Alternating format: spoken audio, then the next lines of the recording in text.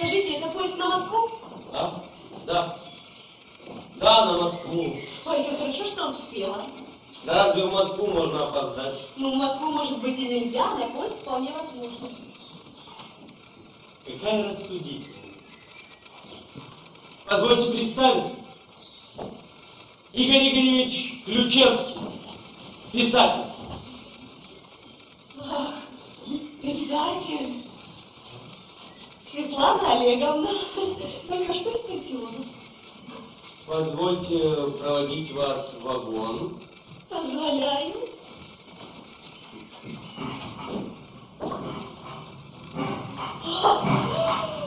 Писатель!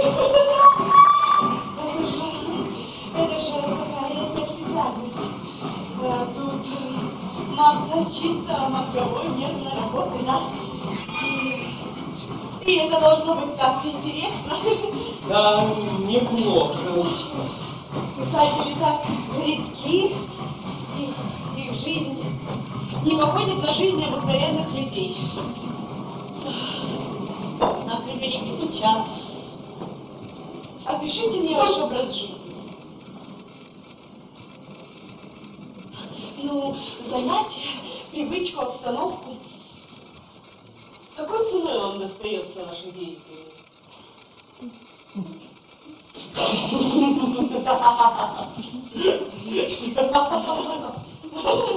Извольте, сударыня, да встаю я обыкновенно в часов 12, ну, иногда раньше, вставший, выгуливаю сигарету, выпиваю рюмку водки, иногда даже и 2, иногда даже и 3. Вы, вероятно, много пьете? Да где много, ну, где много? Ну, если и пью, то только все от нервов. Вот завтракать еду, аппетиту нет. Вот выпьешь рюмку. 3. Аппетиту все нет. Ну, вы себя не бережете. Отдыхайте как? Да известно как, ну. В паттерной бываю или в бильярд, а после обеда в театр. В театр езжу. Да, у меня много артистов знакомых, да и сам я пьески пописываю. Да, пописываю. Театр, пьесы, артисты, Москва. Вас, вероятно, как писателя-драматурга театр волнует, да? Ужасно. Волнуюсь, раздражаюсь, а тут еще друзья. Выпьем, да выпьем. Так к концу 3-го действия от нервов еле на ногах стоишь. Черт знает эти нервы. А после театра в салон надо ехать или на маскарад. Сами знаете, не скоро вырежешь. Маскарад, интересно? Да, интересно. Вот, коли утром дома просыпаешься, уже хорошо. А бывает, целыми неделями дома не ночуешь. Всю жизнь наблюдаете, да? Да.